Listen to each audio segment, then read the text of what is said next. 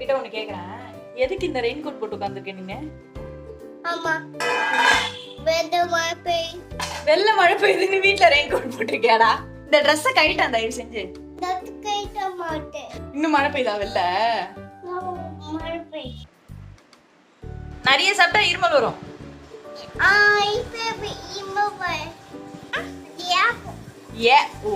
ஏப்பமா அது? உனக்கு இருமல்லாம் வரலையா? அது ஏப்பம்னா எப்படி இருக்கும் நிலன்? அதான் ஏப்பம். அப்ப இருமல்னா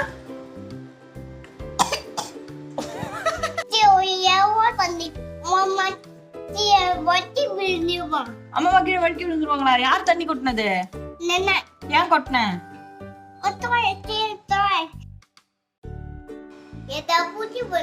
எங்க பூச்சி வரும்?